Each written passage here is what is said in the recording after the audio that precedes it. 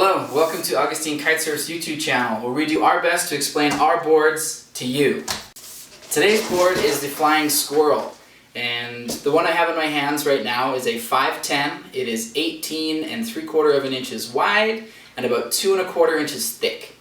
This board was designed pretty much to be a really nice board to kind of just cruise on, ride rail to rail and really sort of excel in waves. One of the things that we can tell about this board that it's sort of an easy cruising shape is the amount of width that we have in the tail. So moving from the tail of the board and moving up, we have this beautiful little swallowtail with the chopped off ends. And we found that gave us just sort of the nice kitey feel that we wanted to move rail to rail and have a really predictable breakaway point. Whenever I'm saying breakaway point, I mean whenever you push the board in a turn, it'll break away like that, and you know where that spot is every time on this board, and it's really nice. Moving up to the middle section here, like I said, 18 3/4 inches wide. So it's a little bit narrower than some of the other boards that we do typically in this length, but worked really good. And like we said, the focus on this board is more cruising, rail to rail riding, and waves. This isn't the board that you want to get if you're really looking to do like big airs and progressive freestyle movements. Moving up more towards the nose of the board, nothing you haven't seen before, regular pointed nose on the board. So, next thing that we want to talk about is the bottom. So the bottom of this board, and I apologize if this is popping out of frame, we don't have a huge space here to work with to make these videos. The bottom of this board can basically be summed up in one word: double concave. More of a single up in the front, and then moving into a nice deep kind of double concave. I'm not sure if you can see it in the video here. We work this thing back and forth a little bit. But there's a pretty pronounced double concave that moves through the whole center of this board, and it just gets deeper as we move into the tail, especially in between the fins is probably its deepest point. And then moving back, more of kind of a spiral V coming off the tail. The reason we like to do that on boards like this, maintaining the double concave through the whole thing, is you can have a really light foot input on it to give that great sort of carvy feeling that we like. Something else that's worth mentioning is the rocker of this board. And it's sort of unique compared to some of the other boards that we have, like the P-line, in that this is a continuous rocker board. What do I mean by that? Struggle with me here as I try to manage to hold this thing in frame. Continuous rocker. What I mean by that is it's basically one curve going here, meets up with another curve and goes all the way back.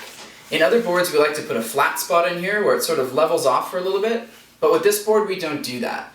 And the reason that we don't do that is we want this board, whenever it gets on rail, to really be able to draw a nice line that's going to make that nice sort of beautiful arcing turns and give you that really cruisy, really carvy kind of feel. So since we've been talking about the bottom rocker now on this board, we also want to talk about the rails. Now the rail that you're going to see on a board like this is pretty similar to the other rails that we like to do. It's a 70-30 rail.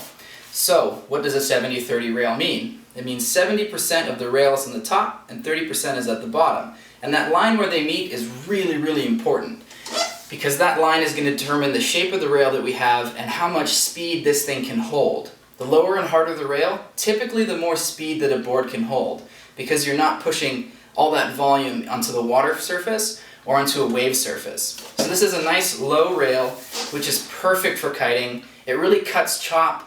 It helps with bumps, and it holds speed amazingly well. So we've talked a little bit about the plan shape of the board, we've talked a bit about the concaves on the bottom of the board, and we've talked about the rocker. So, next thing that we really want to jump into is, what is this thing made out of? What makes an Augustine Kitesurf board a little bit different and a little bit better than most boards on the market? The biggest thing that we hear from our customers coming back to us is the weight. They absolutely love the weight of the board. This one here comes in right around 5.5, 6 pounds, and they are every bit as solid as boards that are, easily 7, 8 pounds, heavy boards, but we get that nice light board feeling with the exact same strength of those more industrially built boards. So how do we do it? It really comes down to quality of materials, and it's not something that we skimp on. So we're going to start off talking about the materials of this board. And the most obvious one is the foam that it's shaped with.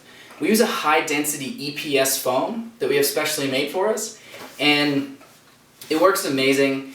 We have these blanks, they get cut out on a CNC machine for the production boards, and it ensures us a really tight tolerance, which is super critical whenever you're dealing with kitesurfing, because we go so fast and we ride so hard that we need these boards to be precise. Because whenever you're cranking at 20 knots and something's not quite right on a board, you're going to feel it because you're going so fast. The longevity of these boards can really be attributed to a couple of things. One, the type of fiberglass that we use and the way that we use it. So, talking about fiberglass, we're going to move from the nose of the board down to the tail. So moving up to the nose of the board, we've got 2 layers of E-glass. We use E-glass because it has nice flex characteristics, and up here it's not super critical for, I guess, being resilient to heel dents and things like that, because for the most part, I don't know about you, I try not to ride up here a ton, unless of course I get a little bit crazy on an air. But even then, I'm probably going to crash. So, moving up to where the front foot is, this is a pretty serious impact zone for this board. And we put 4 layers of glass here. We have 2 layers of E, and we have 2 layers of S-glass. What is S-glass? It is a type of glass that is 20% stronger than your standard E-glass, and it improves, I guess, just the resiliency of the board, and it's a lot stronger in these high impact zones. So moving back on this board here, you'll see that we have this beautiful orange paint, and then we come to the carbon fiber reinforcement. This is a vector net. So it's carbon fiber and aramid that are basically come out in a roll, and this screen gets put on here whenever we glass it, and this improves the resiliency of the board. We do 3 layers of glass back here plus the carbon to give it the flex characteristics that we want in the board, and also it gives us basically the strength that we want too. So had we done it all with glass and neglected the carbon, it might not be as strong and it wouldn't really give us the flex that we want, but the carbon helps us get that flex and the strength that we love. So moving along to the business side of the board here on the bottom, we do a couple of things here to keep weight down and also to ensure that we have a nice strong board with the flex that we want it in the right spots. So at the bottom of this board, for the most part, is 4-ounce E-glass, pretty much from here kind of onward up through the nose, and then we have 8 ounces of E-glass here in the back, around the fin area where they see a lot of abuse, a lot of torque. We beef that up a little bit more, and the elephant in the room is the carbon fiber strip that comes right along the bottom of this thing.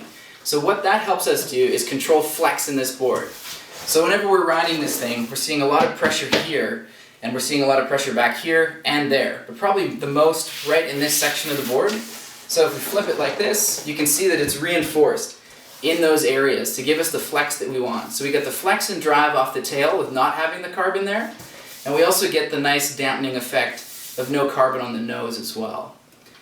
So the next thing that we kind of want to point out on this board as well is the stringer. The stringer is pretty important, and on this particular model, we're not using a wood stringer. We're using a composite stringer. So what is a composite stringer? It's essentially made of fiberglass, this one. There's some sort of crazy space age technology that I don't understand how it works, and I don't know exactly what it is, but I've had these stringers in my hand, and it looks a lot like fiberglass, but I'm told it's not. So fiberglass, in this case, and this composite stringer, is about 3 times stronger than wood, and has amazing flex characteristics, meaning that this board is going to be able to be ridden for a long time and go through a lot of flex cycles. And it's one, it's not going to break, and 2, it's not going to degrade that great fresh board feeling that we get sometimes whenever we have like a brand new board and we jump on it. But after you ride it for a couple of months, it starts to feel different, it starts to feel dead a little bit. This one won't do that to you. So with the composite stringer, we have a board that stays fresher longer, and you basically have to shell out fewer dollars for your next board, which is always a good thing. Anyway, in conclusion, trying to keep this as short as possible because who wants to watch a 20-minute video on a board? In fact, if you do want to watch 20-minute videos on boards, you should go check out Shred Show. They're maybe not 20 minutes long, but that guy really knows his stuff whenever they're talking about concaves, rails, all sorts of different technical aspects of surfboards, and a lot of them have validity, I guess you could say, in kitesurfboard design. So anyway, I'll post a link in the information section below pointing you to Shred Show, and check out their videos, pretty informative. And if you want more information from us, hit up our website at www.augustinekitesurf.com, and there'll be a link below for that, and maybe if I can figure it out, I'll put some links here, or there, or somewhere else. Anyway, thanks for watching. Bye.